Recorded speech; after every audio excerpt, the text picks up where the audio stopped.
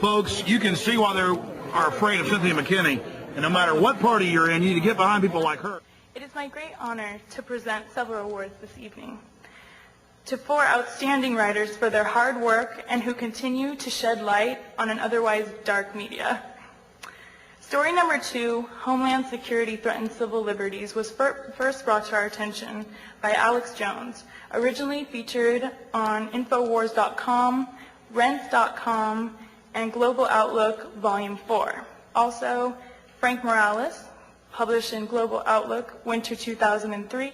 I want to thank Project Censored. I had read several volumes over the years and gotten a lot of great guests from our syndicated radio show and what we do at Infowars.com and PrisonPlanet.com.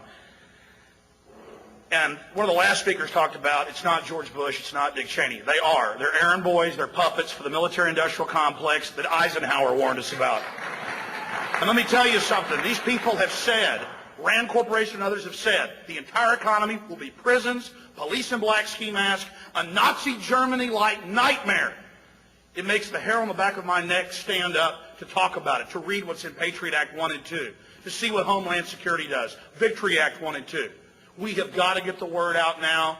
We have got to warn everybody because this military-industrial complex and their PNAC and their NORTHCOM plans state that they will carry out the terror, that they will engineer the crises so that they can offer their solution. It's been done throughout history. The good news is that right in my hometown of Austin, Texas, we just threw out the Patriot Act. It's over 400 cities. It's over 400 cities. It's not 170. It's not 250. It's over 400 cities and towns. That's being censored. It's now 3 states with about 3 or 4 others about to repudiate it. We have a Bill of Rights culture, a liberty culture growing, and across the board. In radio interviews I do and on my own syndicated show, liberals, conservatives, black, white, old, young, they know it's tyranny. They know George Bush wants to be a dictator, and people are waking up everywhere. So be part of history. Everybody out there watching, be part of history, educate yourselves on the facts, research the truth, and then get out there and speak out to everyone in your community about history, that powerful men and powerful people want more control, and it's happening again, and it can happen in America. If we don't do this, we're delivering our children and our culture and our society into the pit of a new world order global system of complete tyranny. And if America falls, the rest of the world will be swallowed by this neo-fascism that will make Brave New World in 1984 look like a cakewalk. Thank you so much for being here. Thank you for standing up against tyranny. Infowars.com.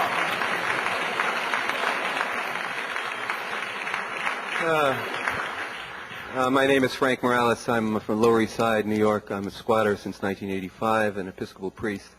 I wrote a piece for Global Outlook magazine entitled Pentagon Declares War on America, which dealt with, I meant that literally, which deals with under the operations other than war doctrine and the consolidation of the military and the police within America with the imminent repeal of the Posse Comitatus Act. Just this past week there was more talk of that, which will completely eliminate any distinction between the police and the military in America, the institutionalization of NORTHCOM, a domestic military command which is celebrating its 1-year anniversary this past week. We're looking at, what Alex was referring to, which is, the literal, realization of a military police state in America. The war on terrorism, particularly in its homeland defense manifestation, is a thin cover for the war on dissent. Homeland defense, I wrote a piece for Covert Action in '99 because the euphemism of Homeland Defense was being tossed around at the Pentagon at that time.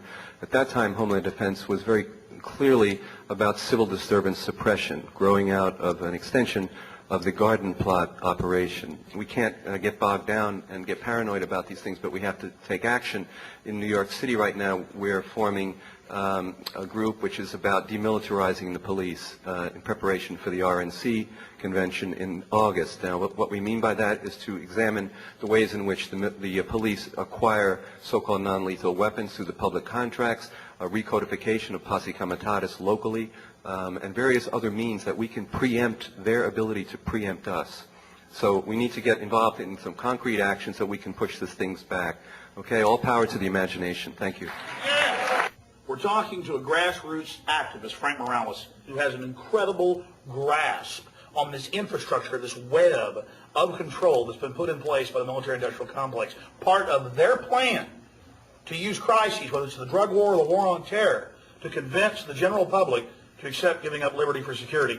Mr. Morales, thanks for talking to us. Okay. Time and time again, we see these pretexts for control. There's a crisis, we've got to take your freedoms, we can keep you safe. But when you investigate it, when I've investigated it, it always leads back to these private corporations that sit as parasitic organisms above the mechanisms of government. Solutions, Frank Morales, in your years of study, to countering that. How do you counter that politically? And number one, how do you break the conditioning of the general public out there that's in kind of a mesmerized state?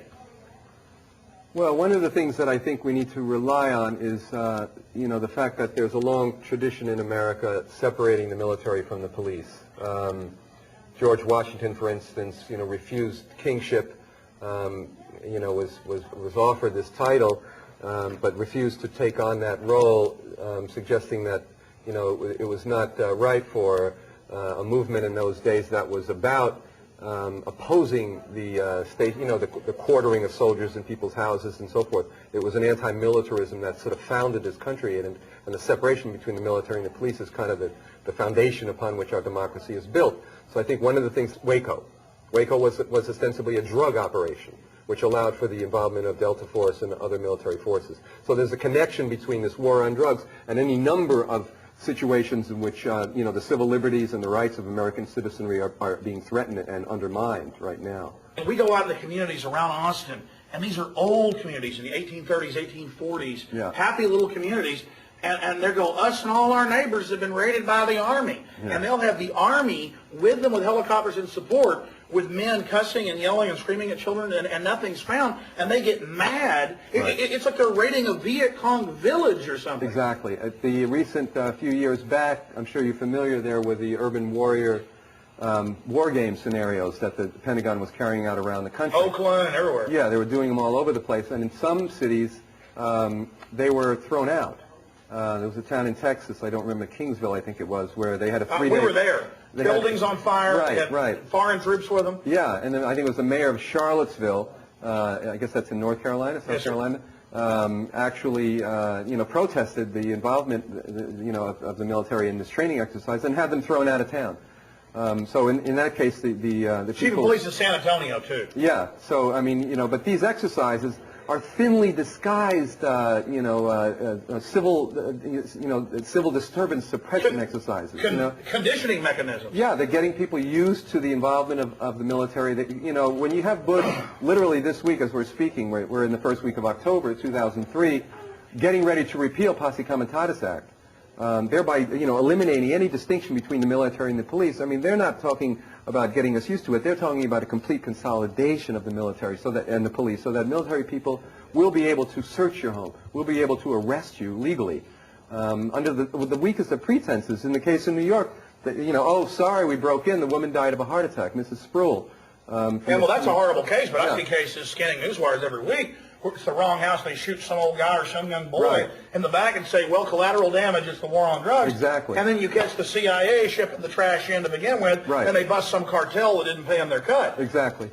It seems to me one of the things holding back this fascist system from coming into full fruition is that they don't have enough sociopaths. They don't have enough gung-ho people that will carry out the type of mass oppression that they've put down in their blueprints and their plans. Comments? Well, one thing that comes to mind is after the Second World War, there were studies done on the firing rates of the soldiers, which showed that most soldiers would not shoot at another human being, even if they were directly threatened, that they had a predisposition not to kill. So to make a long story short, by the time of Vietnam, the manner in which soldiers were trained has shifted to a form of operant conditioning. So marksmanship is no longer little ducks on a pond, on a modified pond that you knock over and whatever on a fence. It's video simulation.